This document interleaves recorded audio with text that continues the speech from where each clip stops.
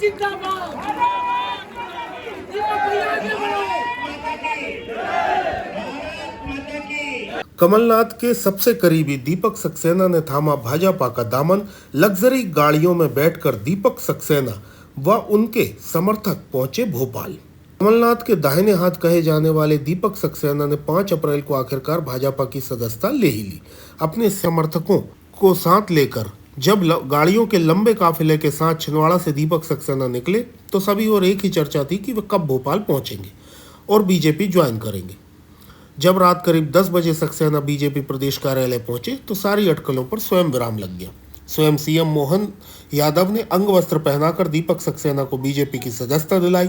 दीपक सक्सेना ने भावुक होते हुए अपने समर्थकों को अनुशासित रहने व बीजेपी के लिए समर्पित भाव से कार्य करने की अपील की। सीएम मोहन यादव ने कहा कि यह हमारा सौभाग्य है कि दीपक सक्सेना जी आज हमारी पार्टी में शामिल हो रहे हैं।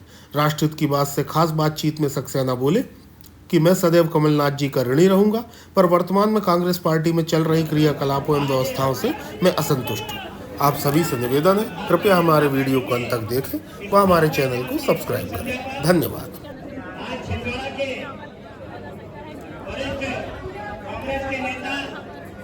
पूर्व मंत्री और कहा जाता था कि कमलनाथ जी की रीढ़ की हड्डी आदरणीय दीपक सक्सेना जी और बड़ी संख्या में सैकड़ों की संख्या में सचिन चंद्रकार जी, आरिफ खान जी, जवान बख्श जी, जितेंद्र चौहान जी, जिंदाबाद जिंदाबाद। दीपक भैया जिंदाबाद। दीपक भैया आगे बढ़ो। माता की भारत माता की भारत माता की मैं आग्रह करूंगा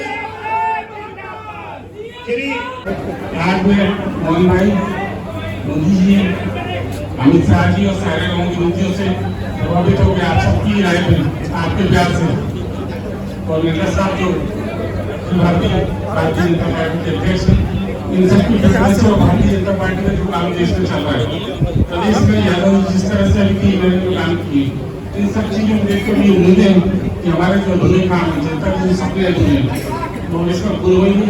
और उम्मीद करता हूँ कि हमारे पूरा चुनाव मोहन भाई का, भारतीय जनता पार्टी का, हमारे मोदी जी का सबका साथ देगा और हम सब मिलकर आपको सहयोग करेंगे। और आपसे उम्मीद करते हैं जिले का जो विकास हमारा अधूरा रह गया वो आप पूरा करेंगे।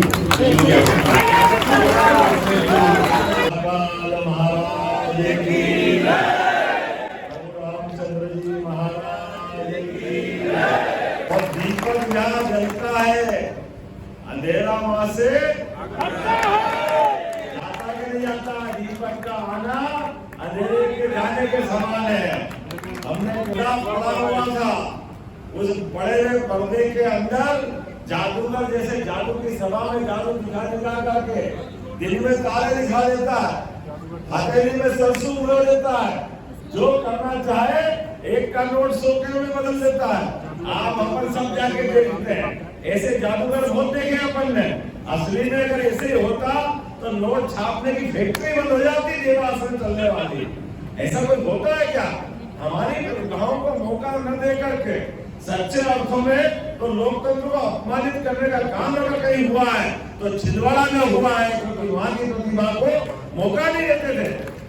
आज नरेंद्र मोदी जी के शासनकाल में हमको भी उठा करके कहां से कहां बनाया, मंत्री बनाया, मुख्यमंत्री बनाया, टूरिज्म चेयरमैन बनाया, यूडीए चेयरमैन बनाया। ये बातें सिद्ध करती है कि लोकतंत्र के अंदर हर एक किसी को मौका मिलना चाहिए। ये पद की जरूरत नहीं है, लेकिन योग्यता की जरूरत होगी। तो दीपक जी आपका मान सम्मान रखना ये पूरी भारतीय जनता पार्टी काम की। आपको भी धन्यवाद देना चाहूंगा।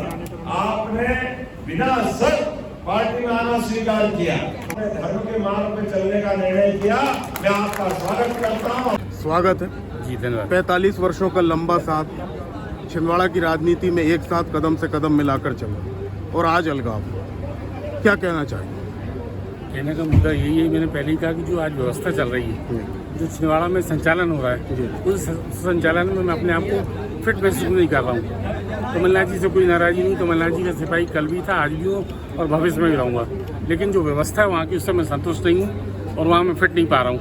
इस कारण भारतीय जनता पार्टी को मैंने ज्वाइन किया। सर, राजनीतिक पंडितों का कहना है कि किसी भी कार्यकर्ता के साथ कुछ भी हो, दीपक सक्सेना जी का कद छिंदवाड़ा में इतना बड़ा है और कमलनाथ जी की नज़रों में कि उनके साथ किसी प्रकार का अपमानजनक व्यवहार या कोई चीज़ नहीं हो सकती, और उसके बाद भी आप भारतीय जनता पार्टी ज्वाइन कर रहे हैं। ये भी खबरें आई कि कमलनाथ जी आपको मनाने भी गए हैं।